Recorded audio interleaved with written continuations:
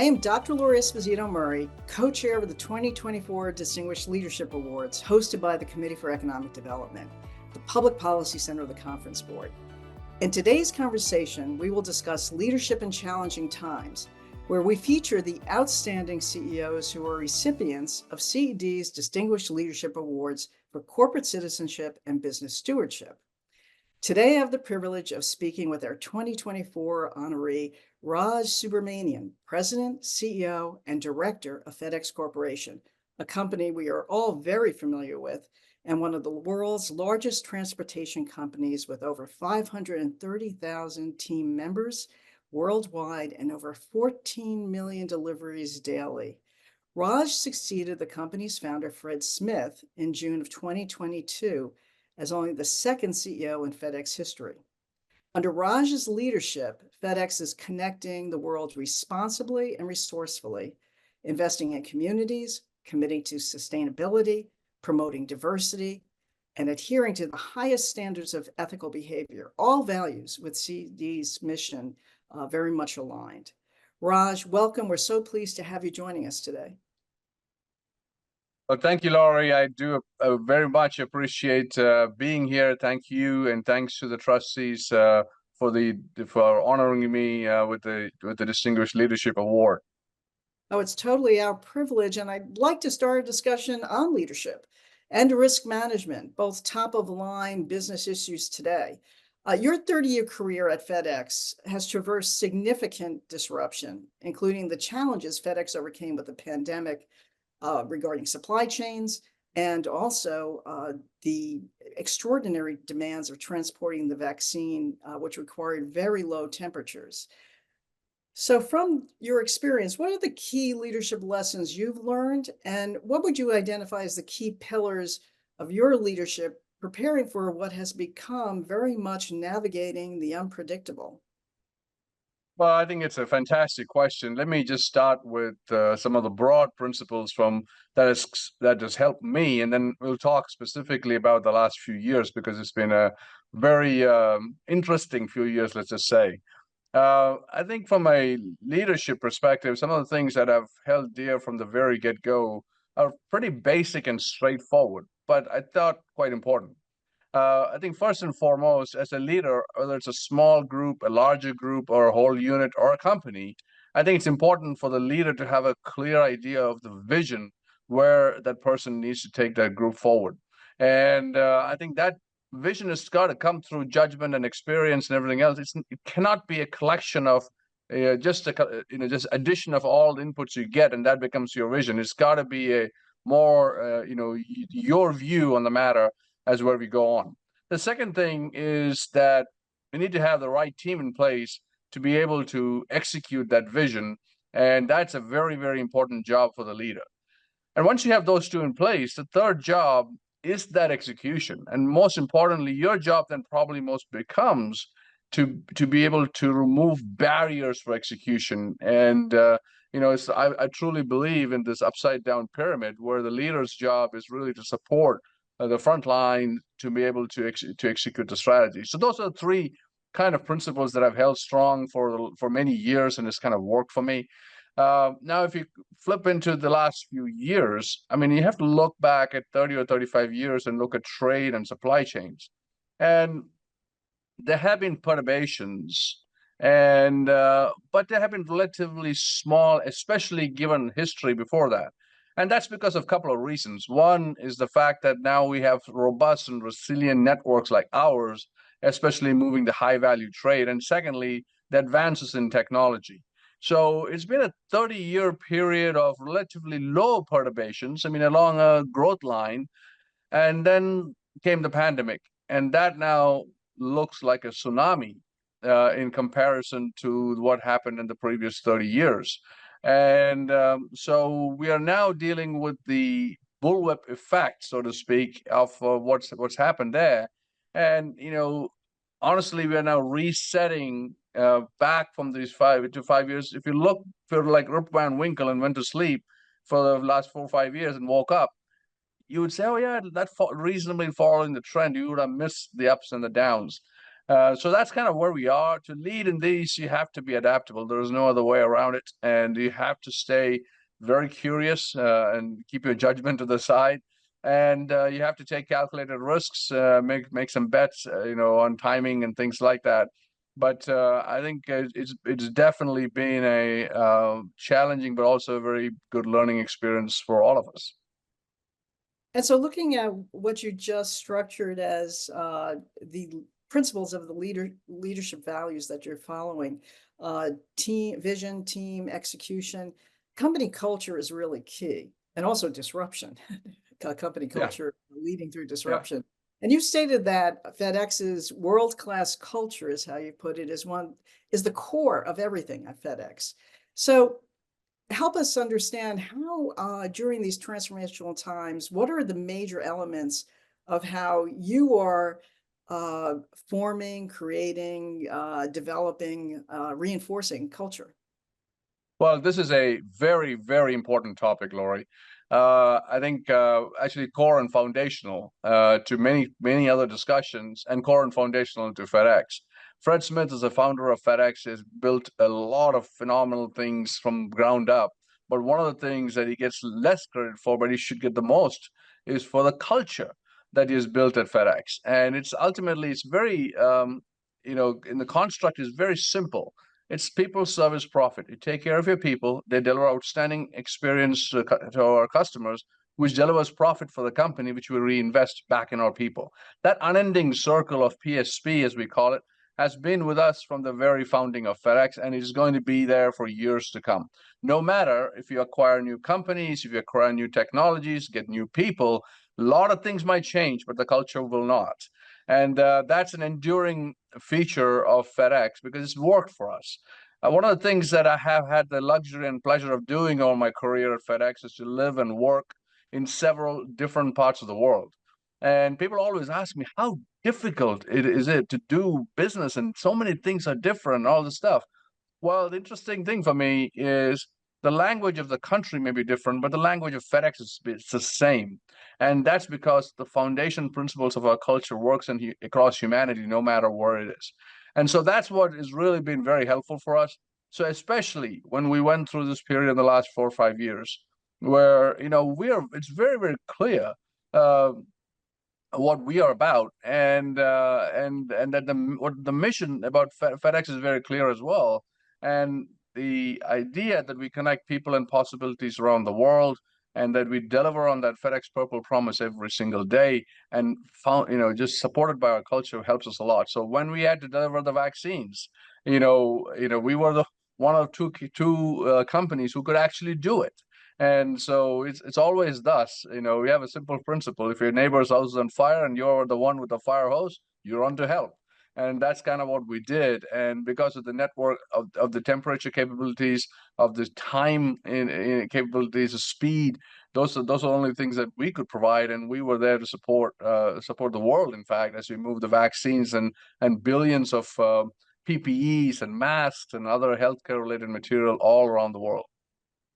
Well, what's interesting about particularly the vaccines and relates to culture and looking forward, uh, in terms of rapid technological change, you were actually innovating prior to the pandemic that led to the ability to transport the vaccines at very low temperatures. So innovation is such a key part of the philosophy of FedEx and its implementation. And you've described FedEx as being at the intersection of the physical and digital worlds, which is an extraordinary opportunity for innovation. Can you explain what you mean by that intersection, and how you're assessing both the opportunities and risks? Yeah, fantastic. Yeah, that's a really, really, really interesting question, Laurie. Because when you think about FedEx, the whole idea, in back in 1973, we created a whole new industry. And back, it was our founder said that the information about the package is as important as the package itself. Today, it sounds a little bit blasé, but he said that in 1978. And that's when we invented tracking and tracing, for example. So innovation has been always been in our DNA. Now you fast forward, we have almost 15 million packages every single day of high value goods that go through our system, $2 trillion of commerce that move through our system. We have 2 or 3 million shippers and 225 million recipients around the world that we connect every single day. So we are in the middle of this ecosystem. And so the fact that we have built arduously, I should say, very carefully over the last 51 years, build this physical network, which is impossible to replicate. But because of the fact that we have now built it, we are sitting on insights about that global supply chain every single day. So what we are now doing is to unlock the potential of the insights that we have through the data that we generate every single day in our network. And so because it won't happen without the farmer. That's the part where the physical and the digital connects. It's not up in there in vacuum. It's because of the fact that we have that unique, robust, and resilient physical network that connects the entire world that we are able to do this. So once we have it, now our mission has evolved to make supply chains smarter for everyone, using the information, using the data platforms that we have created. So supply chains smarter for everyone, including ourselves, to make our supply chains more efficient, to make our customer supply chains more efficient, and make the end consumer experience much more much better. And those are the things that we're connecting with on the digital front. So again, that's where we are heading, and it's a very exciting journey. How are you assessing the impact of Gen AI on the efficiency and the robustness of your network? Yeah, I think it's a very, very important development. Now, one of the things that people talk about when they talk about Gen AI and AI and ML in general is that, how do you make your current job responsibilities more efficient? And that's where you see a lot of conversations about it. That's a given to me, that we have to do. But my approach to this is much beyond that. The fact that a lot of the Gen AI and the solutions have been built on on public data of the internet, and the GPTs have been constructed based on that. But every company sits on proprietary data that can be very valuable. There's so much intelligence and insights that's residing in those proprietary data. And so if you're able to use these latest tools on your proprietary data to unlock even more value, then there's a lot more value to create. But the necessary condition to do that is to make sure that the data that you have is appropriately engineered and organized to be able to do this at scale. And that's not a given for a lot of folks.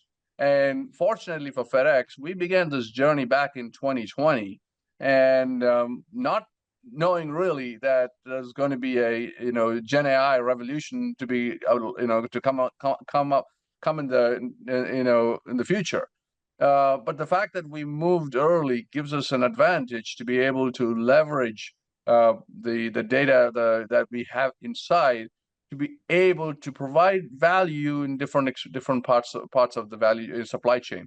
So that's something that we continue to build on and generate value every single day. So I'd like to turn to the global transformations that are happening, and FedEx is at the tip of the spear of the global economy. The economic growth in China and India is central to the global economic growth, and these are two nations accounting for nearly half of global growth this year. FedEx entered the Chinese market in 1984, and India has been described as a strategic priority for FedEx. So given that, can you share your insights on the opportunities and challenges ahead in both of these large economies for businesses? How much time do you have, Lori? This is a very I just came around the world trip, and I was both in China and India. First and foremost, they're very, very different markets. And so let me start with China, for example. As you said, we entered the market in 1984. I lived in Hong Kong for 7 years in 1996 and saw our development of FedEx in China upfront and personal. And it was very, very exciting.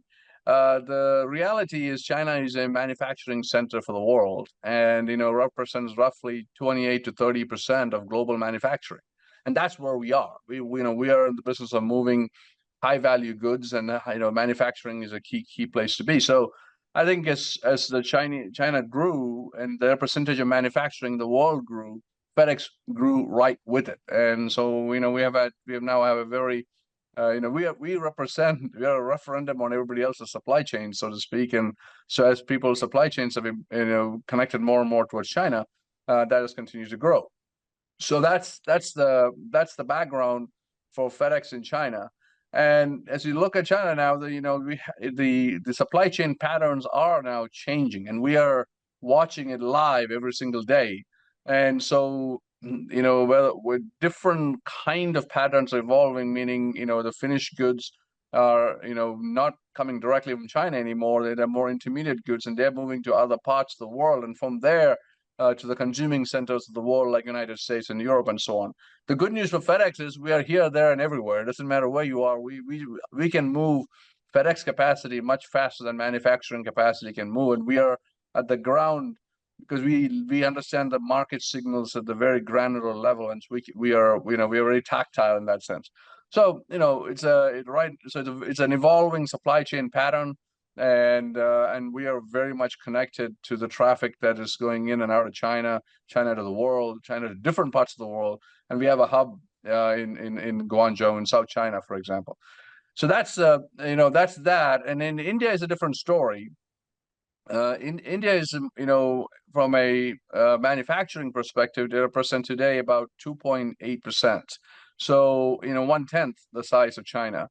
However, there's aspiration for that percentage to be significantly higher than that, and infrastructure is being put in place in India to support that kind of development. So there's a lot of excitement in India as well, not only for domestic India consumption, but also India's export of manufacturing to the world. So we are actively working to understand how those patterns are evolving.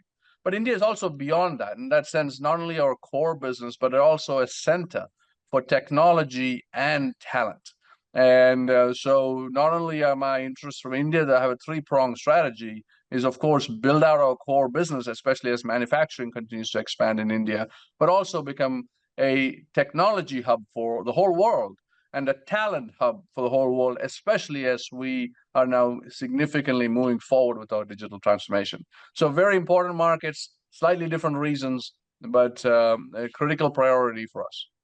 That's really fascinating. And key part of that, of course, is trade policy and what's happening in trade. And as you said, you have a very bird's eye view of all of these trends and patterns. But global trade and globalization have been under pressure, as you know, and is actually in retrenchment. And you've described trade as the lifeblood of the global economy and economic growth, which raises the standard of living. So what should business leaders do to build a more inclusive global economy? What should be the priorities for action, particularly on trade policy? Yeah, trade as a percentage of GDP is a good measure to see how trade is going over the past many years. And you can, as you said, I think it was from 1975, 1980 onwards to about middle of the last decade. It was in a secular trend was an increase of trade as a percentage of GDP, and then it has flatlined since then. We believe in this in that the free and fair trade is good for humanity, because then you're allowing free flow of goods across the world in a way that improves standards of living across the world. And I think it was Secretary Cordell Hull Secretary of State, who remarked that when goods cross borders, that armies rarely do. And so I think we should do everything in our power to make sure that while there are some issues with trade, that we need to address those, but do not throw the baby out of the bathwater, and to create the right framework to make sure that there is free and fair trade. And some of the non-tariff barriers even can be smoothed out, and to make sure that the people are connected across the world. And so that's what we try to do. That's what we advocate for. And if you look at the survey of small and medium customers, 70+% are in support of free trade. So I think there's a little bit of education required now, especially to people to understand, what exactly trade means to people. The distributed gain that happens from trade is important, but there's some concentrated, pain that people always focus on, and there should be more done in those regard. But people should not forget the fact that there's also a huge distributed gain that everyone gains from trade, and it'll be dangerous to walk away from some of that. So I'd like to end with a final question on sustainability. And sustainability goals are a big challenge for all large enterprises, but particularly for FedEx because it relies so heavily on transportation. Under your leadership, this is a top priority, and I'm hoping you could share your sustainability goals and how you're planning to achieve them. Yeah, I mean, from a FedEx point of view, anything, we are only practical, and so we put these goals out there. We have a goal of being carbon neutral by 2040, but we thought about how we could accomplish some of these tasks and what is possible and what's still yet to be solved for. So we have 5,000 facilities around the world. We think we can solve for those using carbon neutral solutions, and I think between this time frame we can get that done. We have 200,000 motorized vehicles, and we think we can solve for those as well. Now it requires a lot of work to be done, not only on FedEx's part, but also public-private partnerships and infrastructure that needs to get done. But it is possible to get that solved for. Then leaves the airline infrastructure, and the entire airline around the world, all the airlines contribute to, I think, 2 to 3% of overall carbon.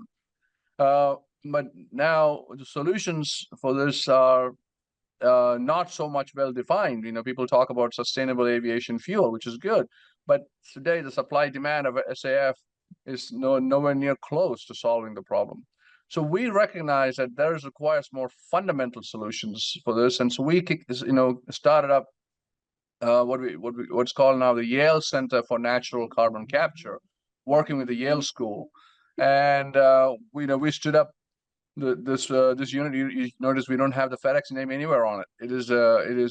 It's basically for anyone to join the effort to do fundamental research, especially on natural carbon capture, to then solve for the carbon needs of the aviation industry.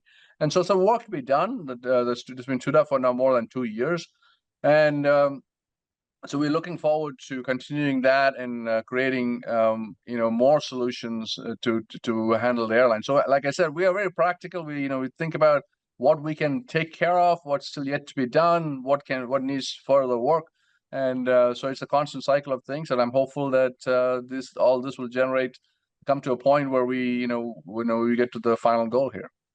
Yeah, there are many, many challenges. We've addressed some of them today, and it truly is our privilege, Raj, to be honoring you and profiling the leadership that you've provided on these many challenges, which is just the start of what's ahead. So thank you so much for joining us today, and we're very much looking forward to honoring you in October.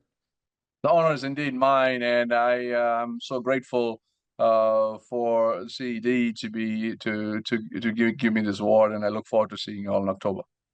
Well, we share many of the same goals and finding solutions to them. So thank you so much. Thank you.